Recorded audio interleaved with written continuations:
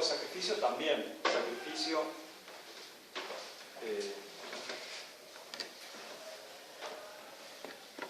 si pecare, entonces sacrificio expiatorio por el pecado.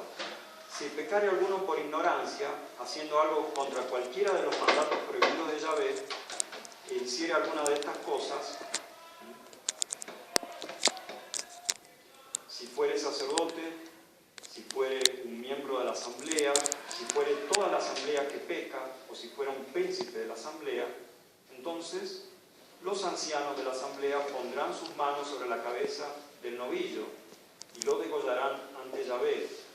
El sacerdote ungido llevará la sangre del novillo ante Yahvé en el tabernáculo de la reunión, y mojando su dedo en la sangre, asperjando 7 veces ante Yahvé hacia el velo, untará de sangre los cuernos del altar que está ante Yahvé en el tabernáculo de la reunión. Entonces, la misma imposición de manos, ¿no? Si es el sacrificio eucarístico, también. Quien ofrece un sacrificio pacífico, eucarístico, si lo ofrece de ganado mayor, macho o hembra, sin defecto lo ofrecerá Yahvé. Pondrá la mano sobre la cabeza de la víctima, la degollará a la entrada del tabernáculo de la reunión, y los sacerdotes, hijos de Aarón, derramarán la sangre en torno al altar. Entonces, la imposición de las manos. Ahora, dijimos que en el holocausto toda la víctima era quemada. Se consumía toda la víctima en el fuego. O sea, estamos aquí, ¿no es cierto? Acá. El sacerdote trae la víctima y después de haberla degollado y derramar la sangre, esa sangre rodeaba el altar, con la sangre rodeaban el altar, y también, como hemos escuchado, ¿no es cierto?, una vez al año la llevaba la sangre de la víctima, el sumo pontífice, que ungía los 4 extremos del altar del incienso, y 7 veces ungía el velo, ¿no es cierto?, para acercarse lo más posible al Santísimo. Entonces, toda la víctima era quemada en el altar, en el holocausto. Y por eso decíamos que el holocausto es la figura más perfecta entre los judíos del sacrificio de Cristo, porque no queda nada de nuestro Señor. Todo nuestro Señor, ¿no es cierto?, derrama su sangre y no deja nada, murió completamente. Santo Tomás de Aquino, explicando eso, fíjense lo que dice. Había 3 géneros de sacrificio, uno en que todo se quemaba, y esto se llamaba holocausto, como todo encendido, todo quemado, todo incendiado. ¿Y por qué este sacrificio se ofrecía especialmente a Dios? Por reverencia a su majestad y amor a su bondad. Eso es lo que hace Cristo. Un sacrificio perfecto por reverencia a la majestad divina y por amor a Dios Padre. Y por esto quemábase todo, para significar que así como todo el animal convertido en humo se elevaba al cielo, así también todo el hombre y todas sus cosas están sometidas al dominio de Dios y deben serle ofrecidas. O sea, el sacrificio más perfecto es cuando el hombre lo entrega todo, y los judíos trataban de simbolizarlo a esto, por mandato divino, a través del holocausto, en que no quedaba nada. O sea, no quedaba nada del animalito que llevaban, no se quedaban con nada. Entonces, aquel que es generoso lo llevaba para el holocausto, para no quedarse con nada del animal. Nuestro Señor es totalmente generoso y por eso celebra este sacrificio como un holocausto. El verdadero holocausto es el sacrificio de Cristo, ¿cierto? Ahora esa palabra ha pasado a significar, ¿no es cierto?, el sacrificio de los judíos exterminados en la Segunda Guerra Mundial. Por supuesto que es algo atroz, es algo tremendo, es un pecado gravísimo, pero no es propiamente un holocausto. Hasta los mismos rabinos judíos, los más ortodoxos, ¿no es cierto?, dicen que eso está usado mal, ese término. No podría decirse que el exterminio de los 6 millones de judíos es un holocausto, porque el holocausto es esto. Un verdadero judío sabe que el holocausto es simplemente ofrecer una víctima quemándola en el altar de bronce. Entonces, fíjense, ¿no es cierto?, no tiene nada que ver con lo que se usa hoy en día, ¿no? sacrificio por el pecado, tal vez, se ofrecía a Dios por la necesidad de remisión del pecado, el cual se dividía en dos partes. Entonces, el sacrificio por el pecado, dos partes. Una parte se quemaba y otra parte se la quedaban los sacerdotes y la comían los sacerdotes.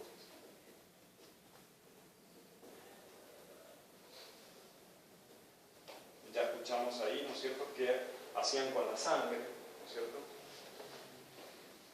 La parte que se quemaba eran las grasas y las entrañas.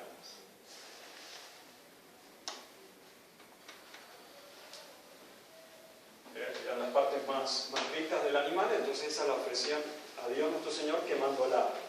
Y el resto se lo quedaban los sacerdotes y se la comían ellos, ¿no es cierto?, como un ritual dentro del sacrificio.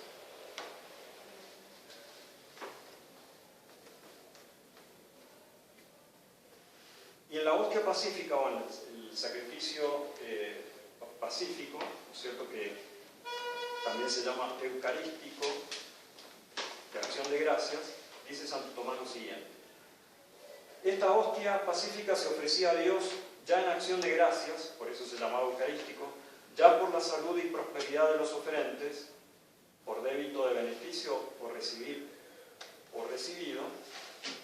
y corresponde al estado de los que progresan en el cumplimiento de los mandamientos, para significar que la salvación del hombre proviene de Dios, bajo la dirección de los ministros y con la cooperación de los mismos hombres. Por eso entonces se lo dividía en tres partes, pues una parte se quemaba en honor a Dios, las grasas también y las entrañas, otra quedaba para uso de los sacerdotes y la tercera para el uso de los oferentes. O sea que se dividía en tres partes. Y los oferentes también comulgaban de esa víctima, se quedaban con algo, ¿no? Entonces, el sentido era ese, dice Santo Tomás, para significar que el hombre se salva por Dios, y por eso se quemaba una parte, bajo la dirección de los ministros. No podemos ofrecer un sacrificio sin sacerdotes, y por eso los sacerdotes comían una parte. Pero los hombres también cooperan a su salvación. Los hombres tienen que ir a misa y comulgar, ¿cierto?, también en ese sentido. Y por eso, ¿no es cierto?, se quedaban con la tercera parte en el sacrificio pacífico. La sangre y la grasa no quedaban ni para uso de los sacerdotes, dice Santo Tomás, ni de los que ofrecían el sacrificio, sino que la sangre se derramaba sobre el borde del altar en honor de Dios y la grasa se consumía en el fuego. Una razón de esto fue ciertamente para excluir la idolatría, porque los idólatras, fíjense bien, bebían la sangre de las víctimas. Entonces los judíos no podían hacer eso. La sangre se derramaba alrededor del altar. El lugar más sagrado era el altar, entonces alrededor del altar se derramaba la sangre. No se la bebían, como hacían los idólatras. La grasa también la comían los idólatras. La segunda razón es para norma de la vida humana, pues se les prohibía el uso de la sangre para infundirles horror al derramamiento de sangre humana. Bueno, después da otras razones, pero la más importante es la cuarta. La cuarta razón es porque en esto se simbolizaba la efusión de la sangre de Cristo y la abundancia de su caridad, en virtud de la cual se ofreció a Dios por nosotros. La efusión de la sangre de Cristo. La sangre de Cristo, entonces nadie se la bebió en ese momento. Cuando derramó su sangre, ¿no es cierto?, esa sangre cayó, ¿no es cierto?, a la tierra para la remisión de los pecados. Nadie se la bebió. Entonces ellos tampoco tenían que beber la sangre. Pero entonces la tercera parte se la comían los oferentes. Bueno, entonces los sacrificios de la antigua alianza eran todas figuras, y además, para terminar esta parte, ¿no es cierto?, y pasar al sacrificio de nuestro Señor, ahí dice el Padre Manuel que a la víctima antes de sacrificarla, le hacían libaciones, es decir, le hacían unciones con sal, con vino, con aceite. Todo eso es muy simbólico, ¿no es cierto? Pero ustedes piensan, Dios la tiene que aceptar. Entonces, junto con la víctima, le ponemos lo mejor. Lo mismo pasa, ¿no es cierto?, cuando nosotros comemos. Comer para el ser humano es un acto, si se quiere, religioso también. Por eso bendecimos los alimentos, por eso comemos en familia, con nuestros seres queridos, con nuestros amigos. Y ese animal que nos viene a alimentar se sacrifica por nosotros, en cierto modo. Entonces lo acompañamos con vino, lo acompañamos con aceites, y ese mismo concepto lo trasladaban, ¿no es cierto?, los paganos y los judíos a las víctimas que ofrecían a Dios o a la divinidad. Además de elegir las mejores víctimas, las acompañaban con libaciones. Derramaban vino sobre la víctima antes de ofrecerla, ¿no es cierto?, al sacrificio. Harina y vino. Harina y vino. También los judíos tenían esto. Y fíjense que eso también está en la Santa Misa. Nosotros tenemos pan y tenemos vino. Por supuesto que en la Santa Misa todas las figuras se reúnen en Cristo. Porque el pan y el vino no es algo que acompaña a la víctima, sino que se transforma, se convierte en una víctima.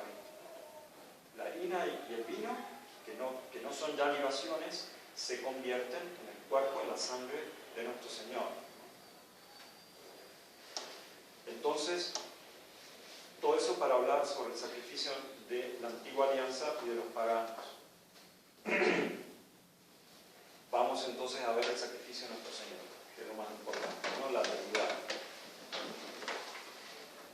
¿Será que podemos sacar la foto?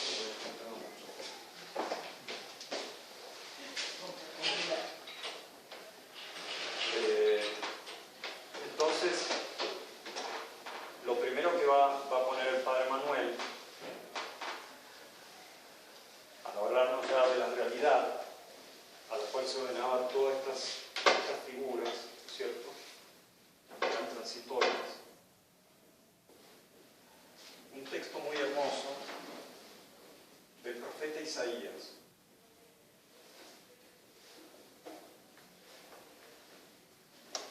Ustedes ya saben, ¿no es cierto?, por las ceremonias de la Semana Santa, cómo el profeta Isaías se adelantó en el tiempo y habla de nuestro Señor.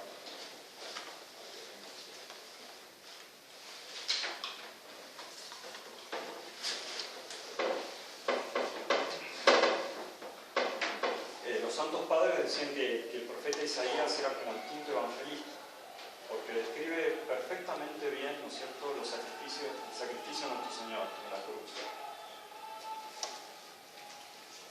Isaías 52:13. He aquí que mi siervo será elevado, ensalzado y puesto muy alto. Está hablando Isaías, ¿no es cierto?, del sacrificio en la cruz. Cómo de él se pasmaron muchos, tan desfigurado estaba su aspecto que no parecía ser un hombre. O sea que la víctima inocente, blanca, hermosa, virginal, nacido, concebido y nacido de una virgen, ¿no es cierto?, sin pecado, no parecía ser un hombre. Él se ofreció porque quiso, dice Isaías. Fue conducido a la muerte como un cordero delante del que la trasquila. Guardó silencio sin abrir su boca. Piensen, ¿no es cierto?, que para los paganos la víctima se tenía que dejar atar y dejar ser llevada hacia el altar. Si la víctima ofrecía resistencia, era porque Dios no la aceptaba. A Dios no le gustan las cosas forzadas. Si nosotros le decimos, a ver señora, a ver señor, a ver niño, ¿por qué no vino a misa? Le voy a poner una soga para que venga a misa todos los domingos. No sirve. Claro. Hay que hacer las cosas con el sacrificio, se tiene que ser, ¿no es cierto?, agradable a Dios. Se ofreció porque Él quiso. No fue arrastrado, ¿no es cierto? Y sin embargo le costó a nuestro Señor. Le costó muchísimo. Recuerden que en la agonía, ¿no es cierto?, en el huerto, nuestro Señor lo dice claramente. Padre mío, si es posible, pase en mí este cáliz. Pero no se haga lo que yo quiero, sino lo que tú quieres. Y le dice a Pedro, ¿no es cierto?, también. ¿Acaso el cáliz que me dio mi Padre no lo voy a beber? Sí, voy a beber el cáliz de mi Padre, porque yo lo quiero beber voluntariamente. Isaías lo dice antes, ¿no? Fue conducido a la muerte como un cordero delante del que lo trajera, guardó silencio sin abrir su boca. Fue arrebatado por un juicio inicuo, el juicio del Sanedrín, de Pilato, ¿no es cierto? Ustedes lo han meditado muy bien en los retiros de San Ignacio. Es el sacrificio de nuestro Señor en la cruz y que nosotros renovamos en la Santa Misa.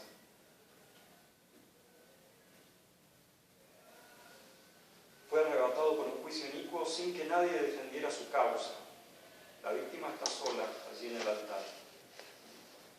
Pues fue arrancado de la tierra de los vivientes y herido de muerte por el pecado de su pueblo. Es un sacrificio en expiación por el pecado. Fue en la muerte igualado a los malhechores, a pesar de no haber cometido maldad ni haber mentira en su boca. Ofreciendo su vida en sacrificio por el pecado, verá una larga descendencia. El justo justificará a muchos y cargará con los pecados de ellos. Por eso yo le daré por parte su muchedumbre. O sea que el fruto de su sacrificio es la conversión, no solamente de los judíos buenos, y de los paganos también, de los gentiles, de estos pobres hombres que hacían lo que podían. Imagínense qué alegría para un pagano decir, bueno, ahora yo asisto a la misa, ya no es necesario sacrificar más ovejas, ni para ellos era un progreso espiritual, para nosotros también, ¿no es cierto? Por eso yo le daré por su parte su muchedumbre, por haberse entregado a la muerte, llevando sobre sí los pecados de muchos e intercediendo por los pecadores. Entonces el sacrificio de nuestro Señor en Isaías. Y fíjense, ¿no es cierto?, como nuestro Señor, Él es holocausto, Él es sacrificio por el pecado, Él es hostia pacífica. O sea que Él reúne como una realidad todas las figuras del Antiguo Testamento y las figuras también de los paganos, como lo vamos a ver. Entonces, para terminar esta primera parte, tal vez dejamos para la segunda parte otra conferencia, que ahí, como decíamos, el Padre Manuel habla sobre la misa, para que saquemos provecho de la misa. Entonces, lo primero que habíamos dicho, había que elegir la víctima, la preparación de la víctima, ¿no? Nuestro Señor Jesucristo entra en Jerusalén. Nuestro Señor Jesucristo muere el viernes y entra en Jerusalén 5 días antes. ¿Y por qué hace eso nuestro Señor? Él lo sabía todo porque es Dios. Él sabe, los momentos que Él elige son los queridos por Dios. ¿Por qué entra 5 días antes? Nosotros tenemos el domingo de Ramos, ¿no es cierto? Y después, 5 días después, el viernes.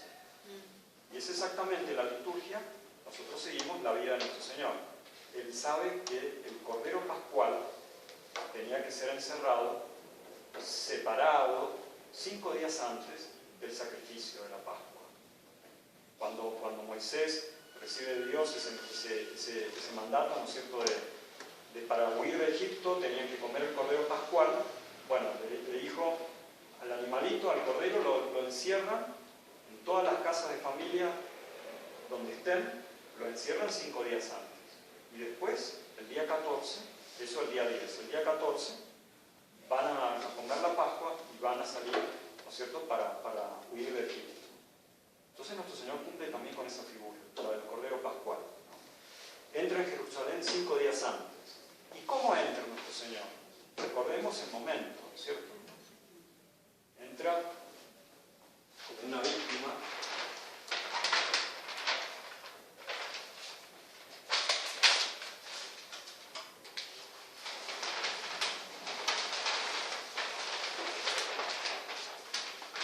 Entra con todos los honores de una víctima, nuestro Señor. La entrada triunfal en Jerusalén. Juan 12.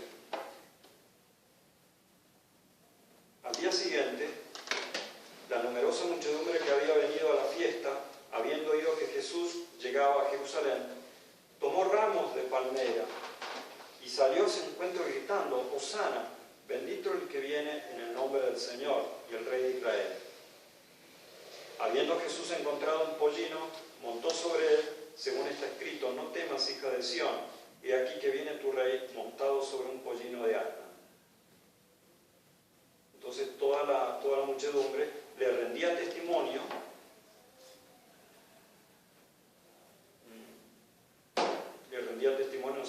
hablando y diciendo lo que decíamos Osana, hijo de David.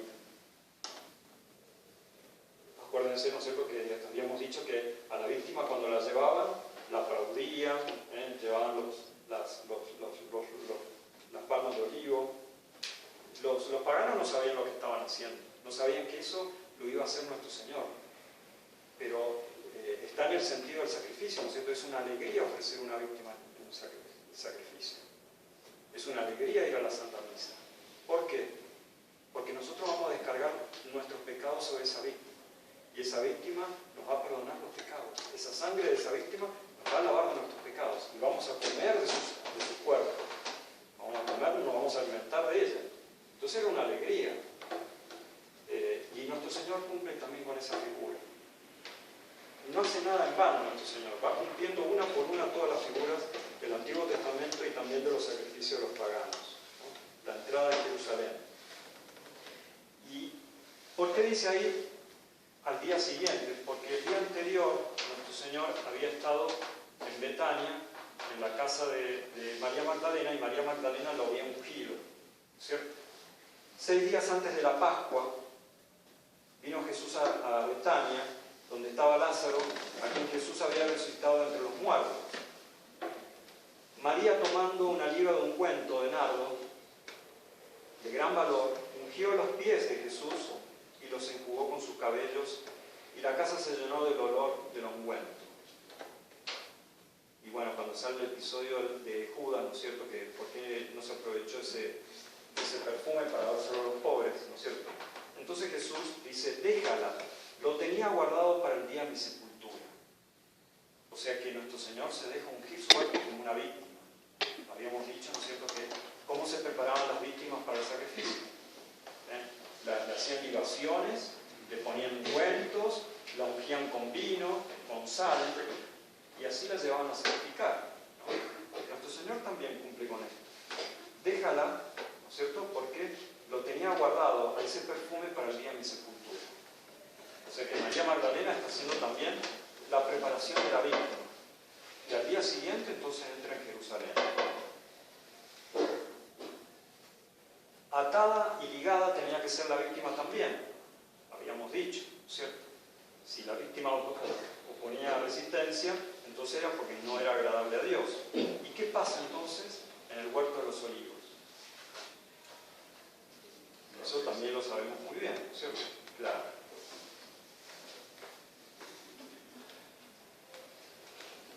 Prisión de Jesús, Juan 18.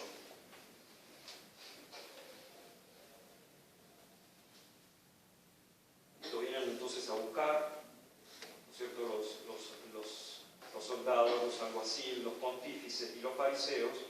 Fíjense, están toda la clase sacerdotal, ¿no? Vienen allí con linternas, hachas y armas.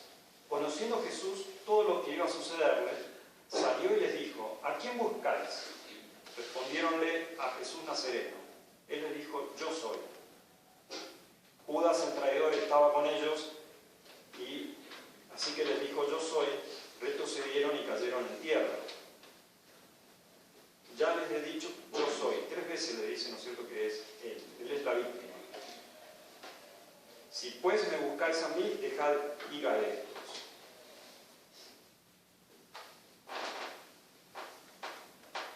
Simón Pedro, que tenía una espada, la sacó y hirió a un siervo del pontífice cortándole la oreja derecha. Este siervo se llamaba Malco. Y esto es lo más importante. Pero Jesús dijo a Pedro, mete la espada en la vaina. El cáliz que me dio mi Padre, ¿no lo he de beber? Es decir, que nuestro Señor quiere sufrir en sacrificio. Acepta voluntariamente el sacrificio. Y por eso, la cohorte, el tribuno, los alguaciles, los pontífices y los fariseos se apoderan de Jesús y lo ataron. Tal cual, el texto de San Juan, lo atan. Y él se deja atar, como una víctima. Y lo conducieron primero a Anás, porque era suegro de Caifás, pontífice aquel año. Era Caifás el que había aconsejado a los judíos, conviene que un hombre muera por el pueblo. Entonces, ahí pasamos al otro punto. ¿Cuál era el otro punto? Una vez que ya ¿no es cierto?, había sido atada, entonces tiene que ser examinada por los sacerdotes, exactamente. Los sacerdotes van a examinar a la víctima si es digna del sacrificio, y eso también se va a cumplir en el sacrificio de nuestro Señor. Y no solamente lo van a examinar los sacerdotes, vamos a ver que la autoridad civil, ¿no es cierto?, Pilato también lo va a someter a juicio. Y de todo este juicio nuestro Señor va a salir limpio. No ha hallado culpa en él. No pudieron convencerlo de pecado. Es una víctima inocente. Es una víctima inmaculada de nuestro Señor, ¿no? Entonces, Juan 18, 19. El pontífice preguntó a Jesús sobre sus discípulos y sobre su doctrina. Yo públicamente he hablado al mundo, siempre enseñé en las sinagogas, en el templo, a donde concurren todos los judíos, nada hablé en secreto. ¿Qué me preguntas? Pregunta a los que me han oído qué es lo que yo les he hablado. Ellos deben saber lo que les he dicho. Habiendo dicho esto, Jesús, uno de los alguaciles que estaba a su lado, le dio una bofetada diciendo, ¿así respondes al pontífice? Jesús le contestó, si hablé mal, muéstrame el qué. Y si bien, ¿por qué me pegas? Entonces el primer juicio, el de Anás. Anás le envió atado a Caifás, el pontífice. Nuevamente, ¿no es cierto?, lo atan a nuestro Señor y lo llevan al sumo pontífice que era Caifás. Llevaron a Jesús, ¿no es cierto?, a Caifás. El examen de la víctima. San Mateo agrega algo más ahí que es importante. Quito un poco más de tiempo, discúlpenme, pero porque es muy hermoso volver a recordar todo esto, ¿no es cierto? El sacrificio de nuestro Señor, especialmente hoy que es la fiesta del Sagrado Corazón. Todo esto lo hace nuestro Señor desde su corazón, porque es el corazón que nos ama, como decía el Padre en el sermón, ¿no es cierto?, la misericordia de nuestro Señor. Él quiere ser víctima por nuestros pecados. Te conjuro por Dios vivo que me digas si tú eres el Mesías, le pregunta Caifás. La examinación de los sacerdotes, ¿no? Primero Anás y ahora Caifás. Y dice nuestro Señor, tú lo has dicho. Nuestro Señor no abrió la boca cuando lo apresan, ¿no es cierto? Simplemente lo reprochó a Pedro diciéndole, ¿acaso no voy a beber el cáliz de mi padre que lo quiero beber? Pero los otros no les dice nada y se deja atar, ¿no? Ahí cumple con lo que decía Isaías, como un cordero fue conducido al matadero sin abrir la boca.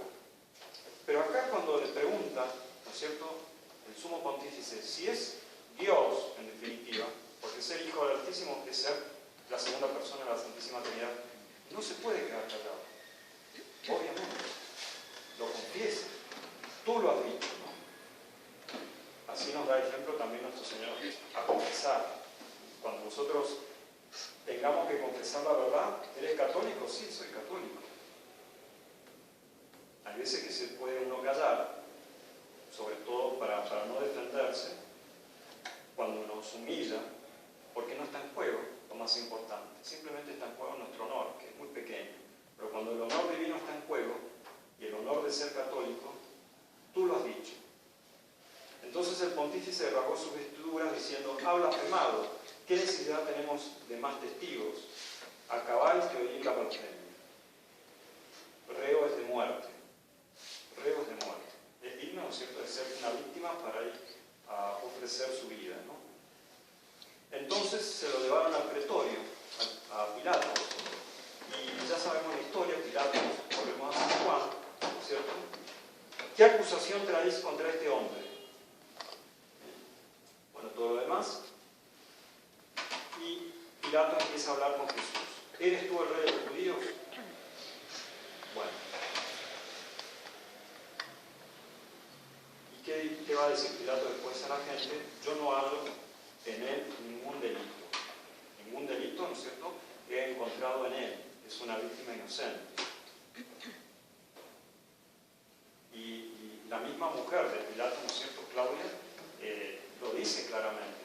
No te metas con este porque yo he soñado con... No te metas con este justo, dice, porque yo he soñado con él, ¿no es cierto? he sufrido por Él. Entonces, ella también reconoce que es justo. Los judíos no pueden convencerlo de pecado, y Pilato reconoce su inocencia. Y la misma mujer de Pilato también reconoce su inocencia. Yo no hallo en este ningún delito. Pero después, ¿qué pasa con la victoria? Tomó entonces Pilato a Jesús y mandó a azotarlo. Y ya sabemos lo que pasó. Con la flagelación de nuestro Señor, el cuerpo de la víctima se llenó con su propia sangre. Como las víctimas se las sacrificaba con vino, con aceite, con sal, las preparaban para ser inmoladas. Este hombre tiene acá un cántaro y una fuente. En ese cántaro tenía vino. Entonces, asperjaban al animal con vino. Nuestro Señor, el vino suyo es la sangre que sale, ¿no es cierto?, de su flagelación, y con esa misma sangre nuestro Señor cumple también con esta figura, ¿no? Él se deja entonces conducir por Pilato al azotar. Y los soldados, tejiéndole una corona de espinas, se la pusieron en la cabeza. Las víctimas eran adornadas con guirnaldas y con coronas de rosas para ser presentadas a Dios en el sacrificio, para que sean hermosas, ¿no es cierto? Bueno, nuestro Señor, en vez de tener una corona de rosas, tiene una corona de espinas. En vez de ser ungido, de ser libado con vino, es libado con su propia sangre. Entonces imaginemos esta víctima preciosa que es nuestro Señor, ¿no es cierto?, con esta corona de espinas bañado en su sangre, ¿no?, y que va hacia el sacrificio. Aquí os lo traigo para que lo veáis, que no hallo en él ningún crimen, que es una víctima inocente. La está presentando Pilato, ¿no es cierto?, como hacían los romanos, para que la vea.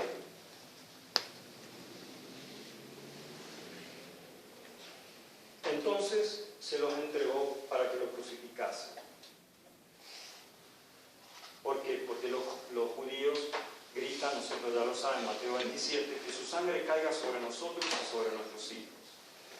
Acuérdense que en el Antiguo Testamento, con la sangre de las víctimas, además de ungir el velo, además de ungir el altar, a veces también ungían al pueblo, a la gente. Con la sangre de las víctimas ungían a la gente. Entonces ahí también, que su sangre caiga sobre nosotros y sobre nuestros hijos. No hay que pensar de que toda esta gente estaba haciendo algo bueno. Ni los judíos estaban haciendo algo bueno, ni Pilato estaba haciendo algo bueno, ni los soldados estaban haciendo algo bueno. Un sacerdote, cuando ofrece un sacrificio, se supone que tiene que ser santo y justo. Al ofrecer sacrificio tiene que hacer algo bueno. Pero estos, en realidad, eran ministros de la voluntad divina que él mismo estaba ocupando el lugar de sacerdote. Además de ser víctima, era sacerdote. Y se dejaba hacer todo esto, pero no porque ellos fueran sacerdotes, porque su voluntad era mala, ¿no es cierto? Pero él está cumpliendo con todos los ritos de un sacrificio. La pasión de nuestro Señor es un sacrificio, y nuestro Señor está cumpliendo no solamente con la figura de los sacrificios antiguos, sino con todas las ceremonias, todos los ritos de un sacrificio. Entonces, que caiga su sangre sobre nosotros y sobre nuestros hijos. Queremos ser asperjados con la sangre de la vida. Y eso va a pasar después. Cuando el soldado atraviesa el costado de nuestro Señor, brota la sangre, ¿no? Y son asperjados con la sangre de nuestro Señor. La conducción de la víctima, hasta luego. La conducción de la víctima al altar, entonces. Acá hay algo muy importante, porque veíamos que el altar en el cual se inmolaban las víctimas está fuera del tabernáculo. Había un altar que estaba dentro, el altar del incienso, pero el otro altar estaba afuera. Y nuestro Señor muere fuera de la ciudad santa. Sale de las puertas, ¿no es cierto?, de Jerusalén. Cumple con esta otra figura. Es impresionante, es muy hermoso ver cómo nuestro Señor va cumpliendo todas las figuras, nos dice el Padre Manuel, de los sacrificios de la antigua alianza. No es un ignorante nuestro Señor, es la sabiduría encarnada, entonces sabe muy bien todas las cosas que está haciendo, ¿no? Entonces, lleva su propia cruz nuestro Señor, y en esa cruz, que va a ser como un horno en el cual nuestro Señor se va a quemar completamente, sin reservarse nada, fuera de la ciudad. Y ahí entonces nuestro Señor entrega su vida. Padre, en tus manos entrego mi espíritu. Y la entrega libremente nuestro Señor. Nadie le quita la vida, dice él. Nadie le quita la vida, sino que yo la doy. ¿Y cómo manifiesta nuestro Señor que Él está haciendo un sacrificio voluntariamente? Por la manera en que Él dice las últimas palabras. Nuestro Señor grita, da un clamor. Y una persona que está clavada en una cruz, ¿no es cierto?, con todo el cuerpo estirado, muy difícilmente puede hablar.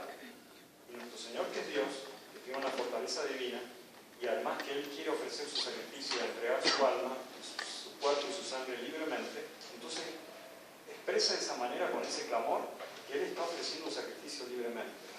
Padre, en tus manos entrego mi espíritu, todo está consumado. Y ahí entonces nuestro Señor entrega su vida. Y después de eso entonces viene este soldado que atraviesa el costado de nuestro Señor y abre su corazón. Y de ese corazón brota la sangre junto con el agua. Acá hay algo muy importante también que nos dice el Padre Manuel, para terminar, ¿no es cierto?, que los paganos lo que hacían a veces con las víctimas era adivinar el futuro. Con la sangre de las víctimas, ¿no es cierto?, adivinaban el futuro. Especialmente cuando iban a la guerra, cuando tenían que elegir un cónsul, una autoridad. En los sacrificios veían, ¿no es cierto?, el futuro. Y entonces en esa sangre que brota nuestro Señor, además de ser la aspersión del pueblo, ¿qué sale? Sale agua. Y esa agua tiene un significado misterioso. Es como que está prediciendo el futuro. Esa sangre representa la iglesia que va a venir, representa el bautismo, representa los sacramentos, representa la vida de la gracia que tenemos nosotros. Entonces también ahí nuestro Señor está cumpliendo con eso también. No solamente sale sangre de su corazón, sino sangre y agua. Entonces imaginémonos cómo esa aspersión con la sangre de la víctima, ¿no es cierto?, que tenía que rodear todo el altar, tenía que ungir el altar del interior y también el velo del templo. Bueno, la sangre de nuestro Señor, ¿no es cierto?, que la derramó completamente, habrá bañado a todos los que estaban ahí. Eso lo vemos muy bien en la película La Pasión de nuestro Señor, ¿no es cierto? Ahí el mismo soldado que le atraviesa el costado de nuestro Señor, que es Longinos, se convierte por esa sangre. Y es muy hermosa en la película cómo recibe toda la sangre inmediatamente. Y es él el que dice, ¿no es cierto?, verdaderamente este era el Hijo de Dios. Entonces, la aspersión con la sangre de la víctima, ¿no?, y los frutos de la sangre de la víctima. Entonces, termina el Padre Manuel diciendo, tenemos un altar. ¿Qué es lo que dice San Pablo? San Pablo en la Epístola a los Hebreos dice, tenemos un altar. Todo esto lo tenemos los católicos todas las veces que venimos a misa. Tenemos la realidad que supera las figuras del Antiguo Testamento y las figuras de los paganos. Tenemos un altar. Entonces hagámosle caso a San Pablo, ¿no es cierto? Tenemos un altar y que tiene que ser el lugar en el cual nosotros nos reconciliamos con Dios nuestro Señor, en el cual alcanzamos el perdón de los pecados. Por eso era un sacerdote muy celoso, el Padre Manuel, y quería la santificación de sus fieles, y por eso hacía estos boletines. Entonces, antes de hablar de la misa, es muy hermoso cómo este Padre, ¿no es cierto?, el Padre Manuel, habla de todo esto porque tiene un sentido. Nosotros estamos viviendo lo que se vivió hace 2000 años atrás. Y tenemos todo resumido ahí en nuestro Señor. Tenemos un altar en el cual está la víctima preciosa que reúne todas las condiciones requeridas por un sacrificio perfecto. Porque Él es sacerdote y Él es víctima. Y Él nos alcanza, como dice San Pablo, una redención eterna. Entonces, dejamos para la próxima. No sé cuándo va a ser, ¿no es cierto?, la segunda parte del texto del Padre Manuel, que habla sobre la Santa Misa. esta primera parte que ustedes han escuchado en la conferencia, que han tenido la paciencia de escuchar, ¿no es cierto? A pesar de los goles de Colombia, lo que vamos a hacer es una edición de esta primera parte en un boletín del priorato. Así que ustedes después lo pueden leer, lo tienen más claramente.